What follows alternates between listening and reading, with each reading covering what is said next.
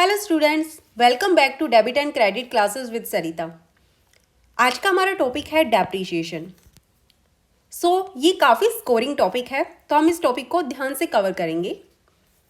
तो स्टूडेंट्स, इस वीडियो में हम देखेंगे meaning of depreciation, causes of depreciation, need for charging depreciation, difference among the terms depreciation and amortisation और depletion, और methods of depreciation with example and journal entries.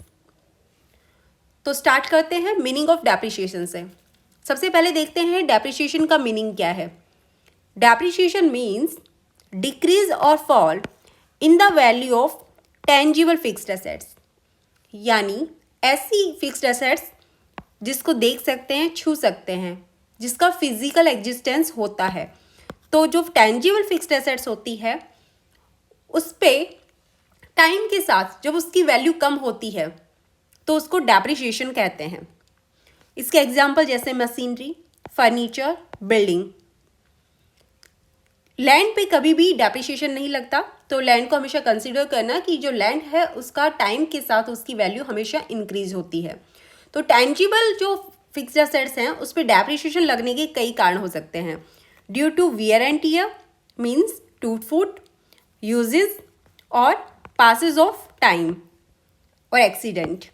जितना ज़्यादा हम एसेट्स को यूज़ करेंगे उतनी ही उसकी वैल्यू कम होती चली जाएगी। नेक्स्ट है causes and reasons of depreciation. Causes means reasons. क्या रीजंस हैं डेप्रीशिएशन लगने की? डेप्रीशिएशन क्यों लगाया जाता है? तो डेप्रीशिएशन का लगने का जो फर्स्ट रीजन है वो है use of assets, wear and tear, passage of time, obsolescence और एक्सीडेंट।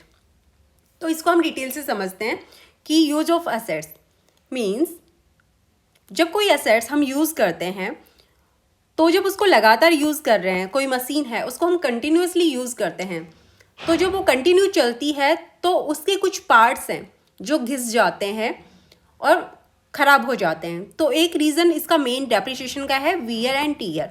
नेक्स्ट है पासेज ऑफ टाइम। जब एसेट्स को जितना ज़्यादा हम उसको यूज़ करते हैं और टाइम बीतने लगता है, तो जैसे टाइम जाता है उसके साथ साथ उस एसेट्स की वैल्यू भी कम होती चली जाती है। चाहे एसेट्स को हमने कम यूज़ किया हो या ज़्यादा यूज़ किया हो, तो टाइम के साथ भी एसेट्स डेप्रिशिएट होती है। थर्ड है ऑब्सोलेंस, यानी नई टेक्नोलॉजी। जो पुरानी मशीन जो पुरानी टेक्नोलॉजी से चलती थी, अब नई टेक्नोलॉजी आने के बाद वो मशीन आउटडेटेड हो जाती है, तो उस कारण से भी डेप्रीशिएशन चार्ज किया जाता है। नेक्स्ट है एक्सीडेंट। जैसे आग लगने से, एक्सीडेंट से भी एसेट्स की वैल्यू कम हो जाती है। सो स्टूडेंट्स, ये रीज़न थे कि एसेट्स को डेप्रीशिएट किया जाता है। नेक्स्ट है need and objectives for charging depreciation. तो जो सवाल आता है कि डेप्रीशिएशन चार्ज करना क्यों ज़रूरी है, तो उसका फर्स्ट रीजन है टू डिटरमाइन करेक्ट प्रॉफिट और लॉस। अगर डेप्रीशिएशन चार्ज नहीं किया जाएगा तो प्रॉफिट गलत शो होगा। जो प्रॉफिट एंड लॉस अकाउंट है उसमें जो नेट प्रॉफिट या नेट लॉस होता है वो करेक्ट शो नहीं होगा। तो अगर हमें करेक्ट प्रॉफिट या लॉस दिखाना है तो डेप्रीशिएशन चार्ज करना जरूरी हो जाता है। सेकेंड रीजन है to show true value of assets in balance sheet. Means fixed assets को बैलेंस शीट में हमेशा रियल वैल्यू पे दिखाने के लिए कॉस्ट से डेप्रीशिएशन लेस करना पड़ता है। तो दूसरा रीज़न ये है कि एसेट्स की वैल्यू सही दिखे बैलेंस शीट में, तो इस वजह से भी डेप्रीशिएशन चार्ज करना जरूरी है। थर्ड रीजन है to show true and fair view of the financial position. Financial statements वो होते हैं जैसे P&L अकाउंट, ट्रेडिंग अकाउंट और बैलेंस शीट। तो ये हमारे फाइनेंशियल स्टेटमेंट होते हैं। तो ये अपनी पोजीशन सही दिखाएं, यानी प्रॉफिट एंड लॉस अकाउंट है वो सही प्रॉफिट शो करे। बैलेंस शीट है, और बैलेंस शीट में जो फिक्स्ड एसेट्स की कॉस्ट है वो कॉस्ट से डेप्रीशिएशन लेस करके उसकी रियल वैल्यू रिप्रेजेंट करे। तो इसके लिए भी डेप्रीशिएशन चार्ज करना जरूरी है। लास्ट है to comply with legal provisions. Means जो अकाउंटिंग रूल्स हैं तो अकाउंटिंग रूल्स के अकॉर्डिंग डेप्रिसिएशन लगाना कंपलसरी है, आपको डेप्रिसिएशन चार्ज करना ही पड़ेगा अकॉर्डिंग टू अकाउंटिंग रूल्स। तो ये रीजंस है, 4 रीजंस कि डेप्रिसिएशन चार्ज करना नेसेसरी है। Next, difference among the terms depreciation, amortisation और डिप्लेशन। तो इन टर्म्स के बीच में क्या डिफरेंस है? काफ़ी स्टूडेंट्स हैं जो कंफ्यूज होते हैं इन टर्म्स के बीच में कि डेप्रिसिएशन कब लगता है, अमorटाइजेशन कब लगता है और डिप्लेशन कब लगाया जाएगा। तो ये टर्म स्टार्ट करने से पहले मैं आपसे कहूँगी, अगर आपको वीडियो यूजफुल लग रही है तो प्लीज़ लाइक, शेयर और सब्सक्राइब जरूर करें। तो चलिए स्टार्ट करते हैं। ये जो पोर्शन है ये थ्योरी के लिए काफ़ी इम्पोर्टेंट है। इसका क्वेश्चन, थ्योरी क्वेश्चंस एग्जाम में काफ़ी बार पूछा जाता है, तो इम्पोर्टेंट थ्योरी क्वेश्चन बनता है इसमें से। तो सबसे पहले देखते हैं कि डेप्रिसिएशन अभी हमने सबसे जब क्लास स्टार्ट की तो सबसे पहले डिस्कस किया था डेप्रिसिएशन का मीनिंग। तो एक बार मैं फिर से बता देती हूँ कि डेप्रिसिएशन को हमने जब कोई एसेट्स है, कोई फिक्स्ड एसेट्स है, उसकी वैल्यू डिक्रीज होती है और वो टेंजिबल फिक्स्ड एसेट्स है, तो टेंजिबल फिक्स्ड एसेट्स होगी तो डेप्रिसिएशन लगेगा। अगर इनटेंजिबल फिक्स्ड एसेट्स होगी, इनटेंजिबल, तो उस पर अमorटाइजेशन लगता है। तो डेप्रिसिएशन फिक्स्ड एसेट्स पे लगेगा जो टेंजिबल होंगी, जैसे machinery, furniture, building, vehicles, except land. Land के ऊपर नहीं लगाया जाता। उसका रीजन बताया था कि लैंड की वैल्यू टाइम के साथ बढ़ती है, एप्रिशिएट होती है। और डेप्रिसिएशन लगने के क्या कारण है? Wear and tear, passage of time, obsolescence, becoming outdated और एक्सीडेंट। तो इसका एक एग्जांपल देखो। If the machinery is purchased for 1 lakh rupees and its useful life is 5 years, the value reduces every year. तो जो एसेट्स हमने 1 लाख रुपए की जब ली थी मशीनरी, तो जब ली थी तब तो 1 लाख रुपए की थी, लेकिन जैसे जैसे टाइम जाएगा हर साल इस पर डेप्रिसिएशन चार्ज होगा, जिससे इस एसेट्स की वैल्यू रिड्यूस होगी, तो उसको बोलेंगे हम डेप्रिसिएशन। नेक्स्ट है amortisation. Amortisation means decrease in value of intangible assets.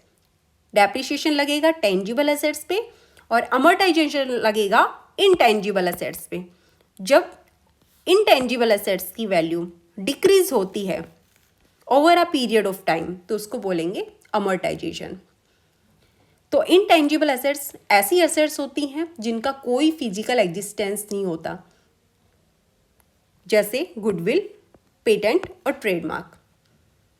Example देखो, if a patent is purchased for 50,000 for 5 years, 5 साल के लिए पेटेंट लिया है, तो जब लिया था तो इसकी कॉस्ट थी 50,000 रुपये।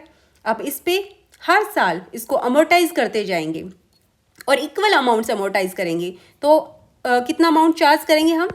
इसका अमाउंट निकालेंगे 50,000 डिवाइड बाय 5, क्योंकि 5 साल पे लगेगा ना, तो हर साल 10,000 रुपये, हर साल 10,000 रुपये हम राइट ऑफ करेंगे, जिसको बोलेंगे अमorटाइजेशन। नेक्स्ट है डिप्लेशन। डिप्लेशन अप्लाई होता है नेचुरल रिसोर्सेज पे। जो हमारे नेचुरल रिसोर्सेज हैं, जैसे coal mines, oil wells, timber, तो इन पे लगता है डिप्लेशन। जैसे जैसे हम नेचुरल रिसोर्सेज को एक्सट्रैक्ट करते जाएंगे तो उनकी क्वांटिटी कम होती चली जाएगी। एक्सट्रैक्ट करने से क्या होगा? धीरे धीरे उनकी क्वांटिटी डिक्रीज हो जाएगी और इस रिडक्शन को कहते हैं डिप्लेशन। जैसे कोल माइन है, उसमें से कोयला धीरे धीरे निकल रहा है टन्स में, और एक टाइम आएगा कि वो ख़त्म हो जाएगा उस माइन में, तो वो डिप्लेट होता है। If a coal mine is contains 10,000 tons of coal and every year 1,000 tons are extracted, अगर टोटल कोल उसमें 10,000 टन है और 1,000 टन हम हर साल निकाल रहे हैं, तो हर साल उसमें कम हो रहा है, कोल उसमें कम हो रहा है, कोल की मात्रा, क्वांटिटी कम हो रही है, तो उसको बोलेंगे रिडक्शन इन डिप्लेशन। तो इस रिडक्शन को डिप्लेशन कहते हैं। समझ में आ गया तीनों डिफरेंस, तीनों टर्म्स में, कि डेप्रिसिएशन क्या होता है जो टेंजिबल फिक्स्ड एसेट्स पे लगता है, और इनटेंजिबल फिक्स्ड एसेट्स पे लगेगा उसको बोलेंगे अमorटाइजेशन, और डिप्लेशन लगता है नेचुरल रिसोर्सेज पे।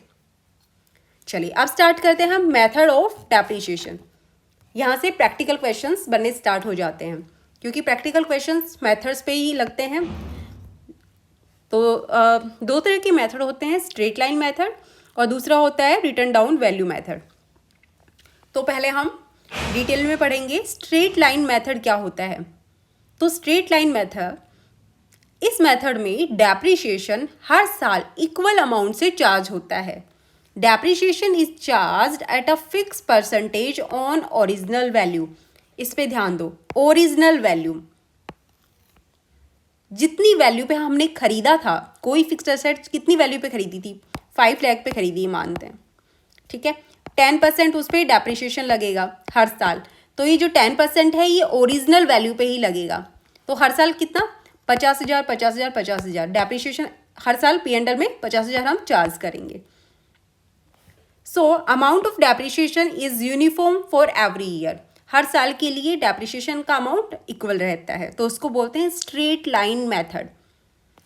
देखो फॉर्मूला देखो इसका, कैसे निकालेंगे, कैसे कैलकुलेट करेंगे डेप्रिसिएशन का अमाउंट।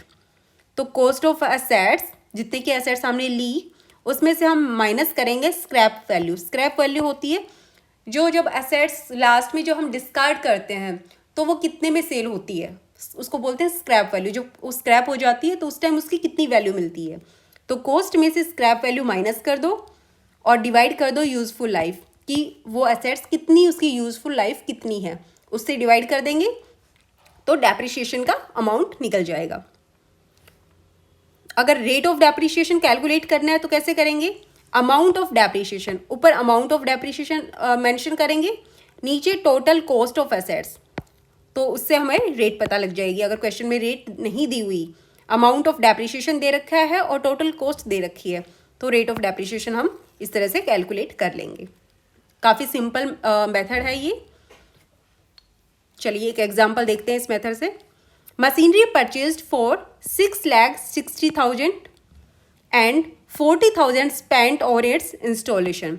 एक मशीनरी खरीदी 6,60,000 की, 40,000 स्पेंड किए उसके इंस्टॉलेशन। मशीनरी को लाके फैक्ट्री में लगाना भी पड़ेगा, तो इंस्टॉलेशन कॉस्ट 40,000 रुपये हो गई। तो ये टोटल इस मशीनरी की कॉस्ट कितनी बनी, 7 लाख। इंस्टॉलेशन कॉस्ट भी मशीन की कॉस्ट में ही ऐड होती है, तो इसकी टोटल कॉस्ट हो गई 7 lakh rupees. Useful life 5 years है। स्क्रैप वैल्यू दे रखी है 50,000। जब मशीनरी को सेल करेंगे तो 50,000 की स्क्रैप वैल्यू मिल जाएगी।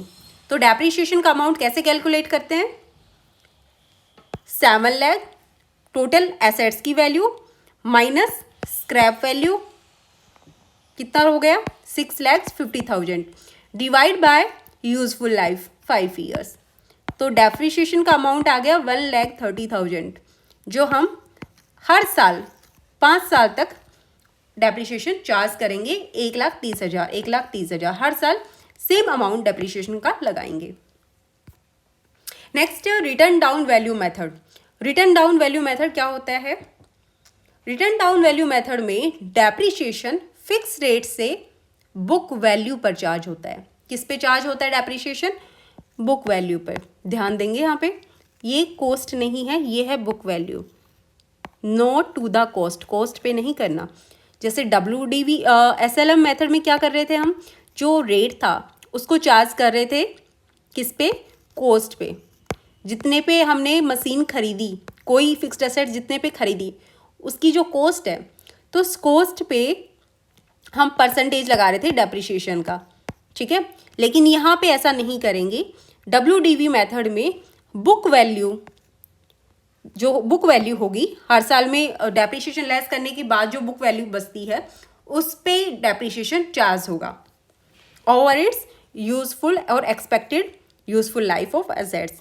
The amount of depreciation decrease every year. क्यों डिक्रीज होगा, जब बुक वैल्यू ही डिक्रीज होती चली जाती है, जब डेप्रिसिएशन लगेगा किसी एसेट्स पे तो उसकी बुक वैल्यू कम होती चली जाएगी, तो लास्ट में फिर डेप्रिसिएशन भी डिक्रीज होगा। बुक वैल्यू कम तो डेप्रिसिएशन भी कम, पहले साल सबसे ज़्यादा डेप्रिसिएशन, फिर उससे कम, ऐसे डिक्रीज होता चला जाएगा। तो इसका फॉर्मूला है book value multiply by rate of depreciation. Question में रेट ऑफ डेप्रिसिएशन मेंशन होता है।